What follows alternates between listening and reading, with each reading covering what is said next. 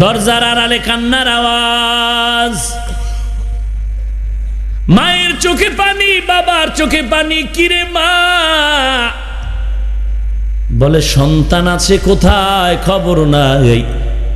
সব ঘরের মধ্যে ঈদের বাজার, সেমাই চলে, চিনি আছে, সব মা বাবার গায়ে নতুন কাপড়। আমার নতুন জামা কাপড়ের খবর নাই, সন্তানেরও খবর নাই। মানুষ কুত্তার খেদমত করে, কিন্তু আপন মা বাবার খেদমত করতে রাজি না। কই ঈদ গেল, সন্তান কি ধুমধাম আরামে চলে, মা বাপ টেরও পায়নি। কোথায় যেন বিবাহ করে চলে গেল, কোনো খোঁজ খবর নেয় না। অথচ এই সন্তান লেখাপড়া করতে গিয়ে আমি মা কত রাত ঘুমাই নাই। আমি মা ওর পরীক্ষার সময় রাত জেগে জেগে মাওলার কাছে কান্না করেছি, দোয়া করেছি। ওই মা তুমি বন্ধু আর বান্ধবীদের নিয়ে ঢাকার পার্কে পার্কে আড্ডা করো, ঈদের আনন্দ করো, অথচ গ্রামের বাড়িতে মা বাবার ঈদের আনন্দের খবর নিল না। এরে যুবক, এখানে কত আল্লাহর বান্দা আছো, কত দূর থেকে সেখানে চাকরি করো, গার্মেন্টসে চাকরি করো, অনেকের মা নাই, অনেকের বাবা নেই। অন্ধকার কবর থেকে দোয়া চায়, তুমি একবারও মা বাবার জন্য দোয়া করতে পারলা না রে বাবা। ওরে এতিম সন্তান, মা বাবার জন্য কি একটু মায়া নাই? আজকে বন্ধু বান্ধবের পাল্লায় পরে মা বাবাকে ভুলে গেছো, বিরোধিতায় নেমে গেছো। ওরে নবীর উম্মতের দল, ঘামের হালাল টাকা দিয়া বাবার দরবারে কত কিছু দিলা, অথচ আপন মা বাবারে কিছুই দিতে চাইলা না। পিসাবের হাদিয়া দিতে কোনো হিসাব লাগে না, মা বাবারে দেওয়ার বেলায় এত হিসাব কেন? এরে নবীর উম্মতের দল, বৃদ্ধ বুড়া মানুষ ঢাকার শহরে রিক্সা চালায়, পেট্রোল দিতে পারে না। রিক্সায় উঠেছে একজন টুপিওয়ালা বান্দা, বুড়া মানুষ গামছা কোমরে বেঁধে রিক্সা চালাচ্ছে, মেশিন নেই, পাও দিয়ে পেট্রোল দেয়, ঘাম পরে ঘাম, শক্তি নাই, একটা পেট্রোল দেয় আর একটা দিতে কষ্ট হচ্ছে। এরে বুড়াই, বুড়া বয়সে ঢাকার শহরে রিক্সা চালাও কেন?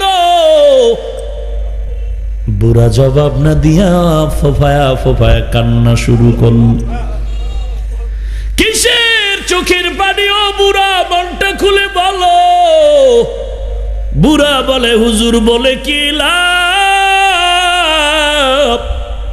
হুজুর বলে, কিছু যদি লাভ নাও হয়, আমি তোমাকে কিছু করতে না পারলেও তো মাওলার দরবারে দোয়া করতে পারবো রে বুড়া। বুড়া বলে, হুজুর এবার শুনেন, আমাকে আল্লাহ মেয়ে দান করেছে, ছেলে দান করেছে, ছেলেটারে কষ্ট করে বড় বানাইলাম, কোন রকম বড় হয়ে লেখাপড়া কিছু করে বিয়া করে ঘর থেকে নেমে গেছে, মায়ের সাথে তর্ক লাগায়, খবর নাই কখন রোজার মাস গেল, কখন ঈদুল আজহা ঈদুল ফিতর গেল, খবর নেই। হুজুর ওর মা সপ্তাহ যায় 2-3 দিন ভাত মুখের কিনারায় নেয় না। সন্তানের জন্য শুধু কান্নার আওয়াজ, আর এদিকে আমার 2টা মেয়ে, আল্লাহর শুকর, একটা মেয়ে বিবাহ দিয়েছি, শান্তির জীবনে আছে, কিন্তু ছোট মেয়ে নিয়ে বড় টেনশন হয়ে গেল। মেয়েটারে বিবাহ দিতে গেলাম, দেওয়ার পর একের পর এক যৌতুকের আবদার। মেয়েটাকে বলতেছে, বাড়ি আসে বারবার, টাকা দাও টাকা দাও। মেয়েটা কয়েকবার বুঝায় বুঝায় দিয়েইলাম, এরপরে দেখি একদিন মেয়েটা কান্না করে করে ঘরে হাজির হয়ে গেল। চোখের পানি ছেড়ে বলে, মা তাকায় দেখো, তোমার জামাই আমাকে কত প্রহার করেছে, আঘাত করেছে, টাকা যদি না দেও তোমার জামাই আমাকে রাখবে না। মা চোখের পানি ছেড়ে কান্নায় বিভোর, এক তো ছেলের শোক, অপরদিকে মেয়ের কান্না। হুজুর আমি আবার বুঝায় শুনে হালকা কিছু টাকা দিয়ে দিল। কয়েকদিন আগে আবার মেয়েটা ঘরে আইসা মায়ের কাছে পিঠের জামাটা উঠায় কান্না করে, মাগো তাকায় দেখ পিঠের চামড়াগুলোর অবস্থা। 50,000 টাকা যৌতুকের দাবি করেছে, না দিলে আমাকে রাখবে না। হুজুর আমি মায়ের কান্না, ওই মেয়ের কান্না আর মেয়েটার মায়ের কান্না দেখে সহ্য করতে পারি নাই। আমি বাধ্য হয়ে রিক্সা নিয়ে রাস্তায় নেমেছি। রাতের ঘুমকে আমি হারাম করে দিয়েছি। আমার খানা নাই, ঘুম নাই। এত কষ্ট হওয়ার পরেও আমি চাই আমার মেয়েটা যেন শান্তিতে বসবাস করতে পারে। এরে নবীর উম্মতের দল, কোথায় চলছো?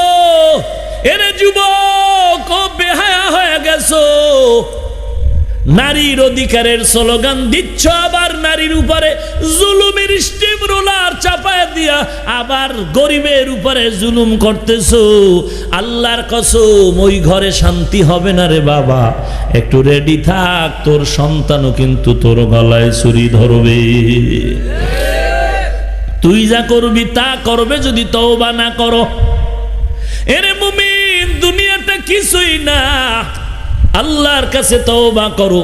মদিনার নবীর আদর্শের মালাটা গলায় লাগাও। ইহুদি কুকুর কিনে ফেললো, উদ্দেশ্য বড় খারাপ। এই কুকুরটারে লালন পালন করে বড় বানায়া মদিনার নবীরে চিরবিদায় করবে এই কুকুরের মাধ্যমে। 2 থেকে 2.5 বছর কুকুরের বয়স হয়ে গেল। একদিন ইহুদি নবীজির দরবারে গিয়া বলেন, ও মদিনার নবী, আমার বাড়ি একবেলা মেহমান হবেন। নবী চিন্তায় পড়ে গেলেন, আমি আলামিনের জন্য রহমত। নবী হইয়া ইহুদির বাড়ি কিভাবে দাওয়াত খেতে যাই? আল্লাহ জানায় দিলেন নবী ইহুদির বাড়ি যাওয়াটাই হেদায়েতের কারণ হবে। মায়ার নবী ফিরাইয়া দিলেন, আবার ডাকলেন, ও ইহুদি ভাই যাও, কালকে তোমার বাড়ির মেহমান হয়ে যাব। ইহুদির মনে খুশি, মুহাম্মদের বিদায় করে দিবে। যতই ছল চাতুরি করো না কেন, রাখে আল্লাহ, মারে কে? মারে আল্লাহ, রাখে কে? যতই ষড়যন্ত্রের জাল বিছাবি, পারবি না রে মুমিন। আমার মাওলার ক্ষমতার সামনে তুই কিছুই না। কই নমরুদ, কই হামান, কই কারুন, কই ফিরাউন, কই সাদ্দাত, কই গাদ্দাফি, কই সাদ্দাম, কই বুশ, সবগুলো ধ্বংস হয়ে গেল। এদের থেকে বড় মাস্তান তুমি হতে পারো নাই। যতই ষড়যন্ত্র করো, মাদ্রাসা বন্ধ করে দিবা। কিয়ামত হবে, মাদ্রাসায় বন্ধ তোর দ্বারা সম্ভব না। বরং তুই যদি হাত বাড়ায় দাও, তোর হাতটা বাঁকা হয়ে যাবে। ইহুদির ষড়যন্ত্রের জাল বিছায় নবীর দাওয়াত দিল, মেরে ফেলবে। বাঁচানের মালিককে আল্লাহ আজরাইল না পাঠাইলে বাঁচার মারার কোনো সুযোগ নাই। নবীজি পরের দিন ইহুদির বাড়ি হাজির হয়ে গেলেন দাওয়াত খাওয়ার জন্য। ইহুদির ঘরে নবী গিয়া বসলেন। কেমন মায়ার নবী আমার! নবী যখন চলতেন, মেঘের খণ্ড মাথা মোবারকে ছায়া দান করে। ইহুদি এবার নবীরে বসাইয়া পেছনে চলে গেল, কুকুরকে ডাক দিয়া বলল, কুকুর তো আবার শিকারী মালিকের ভক্তদের মধ্যে কুকুর বড় দামি।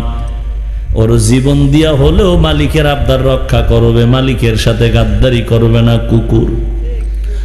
এবার মালিক বলে, কুকুর, দীর্ঘ 2-2.5 বছর পর্যন্ত তোরে খানা দানা খাওয়ায় তোরে বড় বানাইছি, টার্গেট একটা, তুই আমার কথা মতো চলবি।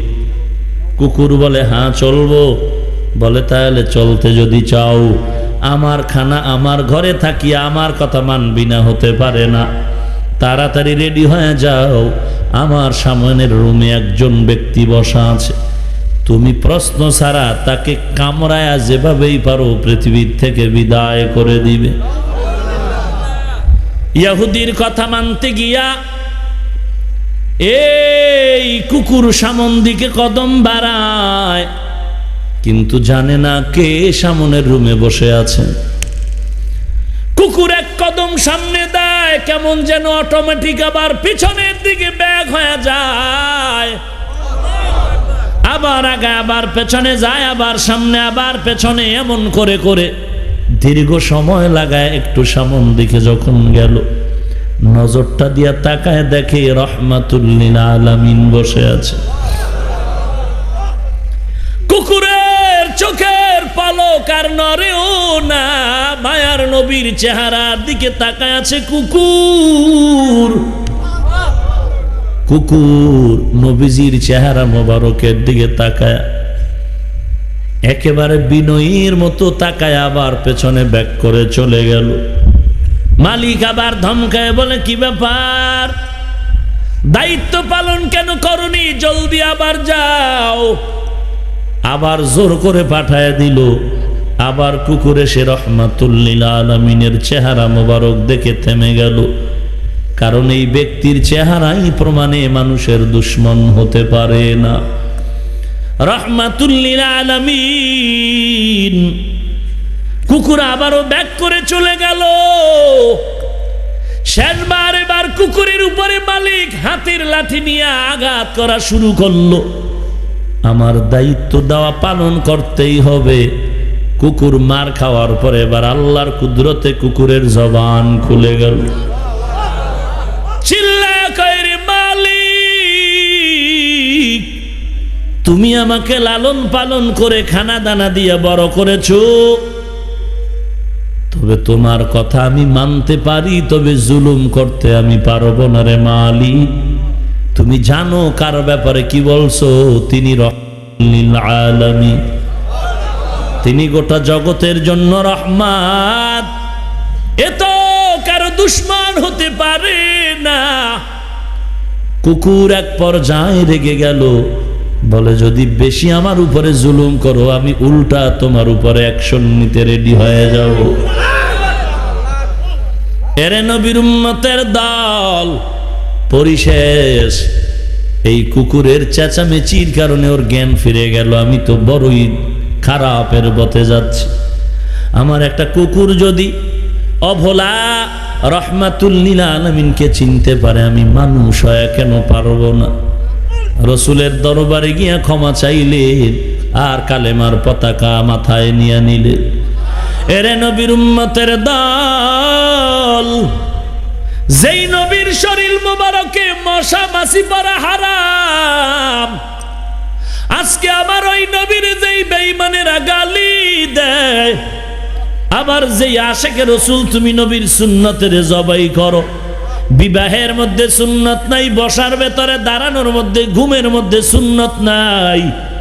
কয়দিন আর বাহাদুরি করমা, মোনাজাতে বলো আল্লাহ নবীর সুপারিশ দান করিও। নবীর সুন্নতের জবাই করলে সুপারিশ নসিবে আসবে না রে বাবা। আল্লাহর কাছে তওবা করো, পর্দার আড়ালের মা, ও বৃদ্ধ বাবাজি, ও যুবক, গুনাহ করে জীবনটারে নাপাক করেছি, আল্লাহর কাছে তওবা করো। আল্লাহ, আমি নবীর একজন উম্মত, তোমার গোলাম, জীবনে গুনাহ করে করে নাপাক করেছি। আমার জিন্দেগি গুনার কারণে আমার হাত নাপাক, আমার চোখ নাপাক, আমার জিহ্বা নাপাক, আমার অন্তর নাপাক। আমার মতো যুবক একক তো নামাজও বাদ দেয় না, অথচ আমি আজান শুনে নামাজ পড়ি না। কয়দিন আর বাহাদুরি করব? এ যুবক, এই জীবনে দেখলাম খেলার মাঠে আমার কত বন্ধুরা ছিল, আজকে অনেকে নাই। লেখাপড়ার টেবিলে আমার কত আপন বন্ধু ছিল, দুইজনে এক বিছানায় ঘুমাইতাম, খানা আনতাম, দুইজনে ভাগ করে খানা খাইতাম। কল্পনাও করি নাই যে বান্দা চলে যাবে। একত্রে চলাফেরা, এত মোহাব্বত। আমার ছাত্র ভাই লেখাপড়ার জীবনের পরম বন্ধু। ক্লাসের ভেতরে হয়তো আমি এক, ওই ভাই দুই, অথবা ওই ভাই এক হতো, আমি দুই হতাম। মোটামুটি লেখাপড়ার জিন্দিগি শেষ। দাওয়াত তাবলীগে সময় লাগালেন, মাদ্রাসায় কিতাবাদি পড়ালেন। বয়সে আমরা সমবয়সী, হঠাৎ করে শুনলাম আল্লাহর বান্দা চলে গেল। ইয়েতিম বাচ্চাগুলো ছোট ছোট রেখে চলে গেল। ওদের দিয়ে তাকাইলে সহ্য করা যায় না রে মুমিন ভাই। এ যুবক, একটু চোখ দুটো বন্ধ করে দেখ, তুই মনে হয় যেন দিন দিন এতিমের মতো হয়ে যাইতেছ। ডানে অনেক নাই, বামে তাকায় দেখ, অনেক আপনজন নাই। এমন কোন দিন নাই যুবকের লাশের খবর নাই, ঘুমের ঘরে লাশের খবর, কান্নার আওয়াজ। এরে নবীর উম্মতের দল, দুনিয়াতে ছিল আমার আপন মা, আমার বাবা, কিন্তু স্বার্থের টানে তারাও আমার বিরুদ্ধে চলে যায়। এক এক করে দেখি সব আমার পেছনে চলে। আমার আপন আল্লাহ ছাড়া কেউ নাই, নবীর আদর্শ ছাড়া আর কিছুই নাই। ও আল্লাহ, আমি গুনাহ করেছি, তুমি জানো, আর কেউ জানে না রে মাওলা। এই জীবনে কোথায় কি অন্যায় করেছি তুমি জানো, আমাকে মাফ করে দাও। কারণ আমি গুনাহ নিয়ে যদি কবরে যাই, ওই কবরের দুই পার্শ্বের মাটির চাপ, কবরের ভিতরে সাপ, নবীর হাদিস, কবরের ভেতরে সাপ, হাসরের ময়দানে সূর্যের তাপ, সূর্যের তাপে গুনাহগারের মাথার মগজগুলো টকবক করে পড়তে থাকবে। বেঈমান নাফরমান চিল্লাইবে, আমার কি উপায়, কি উপায়। সূর্যটা মাথার আঘাত উপরে চলে আসবে। আল্লাহ তাআলা হুঙ্কার দিয়ে বলবেন, ওয়ামতাজুল ইয়াউমা আইয়ুহাল মুজরিমুন। ওরে গুনাহগারের দল, আজকে নেককারদের থেকে তোরা আলাদা হয়ে যা। আমি আল্লাহ আজকে ইনসাফের বিচার করে জান্নাতীদের জান্নাতে দিব, জাহান্নামীদের আগুনের মধ্যে ফালায়া দিব। দুনিয়াতে একত্রে চলছো, বাধা দেই নাই। ইমানদার গুনাহগার নেককার একই রাস্তায় চলছো, বাধা দেই নাই। এর নেককার গুনাহগারেরা একই বাজারের মাল কিনেছো, বাধা দেই নাই। একই নদীর মাছ খেয়েছো, বাধা দেই নাই। একই গাছের ফল খেয়েছো, বাধা দেই নাই। আজকে তো ওই দয়া হবে না। আমার রহিম নামের বরকত শুধু নেককারদের জন্য, গুনাহগারের জন্য না। আল্লাহ পাকের হুঙ্কারে হাসরের মাঠ থরথর করে কাঁপা শুরু হয়ে যাবে। গুনাহগারেরা আলাদা হবে না ভয়। সূর্যের তাপ আর জমিনটা তামা, ওদিকে জাহান্নামের আওয়াজ। ও আল্লাহ, খানা দাও, কই গুনাহগার গুলো কই? জাহান্নামের আওয়াজে হাসরের ময়দানটা থরথর থরথর করে কেঁপে উঠবে। আল্লাহ তাআলা বলবে, ওরে জাহান্নাম, অপেক্ষা কর, আমি একটু বিচারটা করে নেই, আমল নামাটা হাতে দিয়া নেই। যে জীবনে যে আমল করছে হাতে দিয়া বিচার করব। ওরে যারা নেককার, তাদের আমল নামা ডান হাতে যদি এসে যায়, এরা হাসতে হাসতে জান্নাতে যাবে। আর যাদের আমল নামা বাম হাতে আসবে, জাহান্নাম। জাহান্নাম ছাড়া তাদের গতি নাই, তবে সোজা হাতে তাদের আমলনামা দেয়া হবে না। আল্লাহ বলবেন, এই গুনাহগারকে কত নবী বয়ান দিল, ও কত আলেম ওলামারা বয়ান দিল, নামাজ না পড়লে কি শাস্তি বয়ান দিয়েছে শুনে নাই। কত আলেম ওলামারা পায়ে ধরে ধরে ধরে ধরে বুঝাইলো। এরে যুবক, আল্লাহর গোলাম, আমিও তোর মতো যুবক। পাও দুটো আগায় যদি দেও, আমি পায়ে ধরে বলতে চাই, আমার নবীরে আর কাদাস না রে ভাই। কয়দিন আর জন্মিনে বাহাদুরি করবা? আমার নবীর আদর্শের মালাটা গলায় লাগাও, আল্লাহর নবীর তরিকা মতে জীবন চালাও। ওই হাসরের ময়দানে আল্লাহ বলবেন, ফিরিস্তা, যেই গুনাহগারের এত বয়ানের পরও বান্দা অহংকারী করেছে, ওই বান্দারে সোজা হাতে আমলনামা দেয়া যাবে না। এই গুনাহগারের বুকটা মাঝখান দিয়া ছিদ্র করে ফেল, ছিদ্র করিয়া বুকের মাঝখান দিয়া বাম হাতটা ঢুকাইয়া পিঠের থেকে টেনে টেনে বের করে দাও।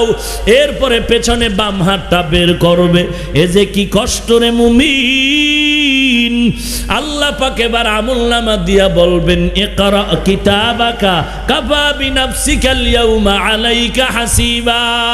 জীবনে কোথায় কি করেছো এইবার পড়িয়া পড়িয়া দেখ, নিজের কর্মফলের জন্য অপেক্ষা কর।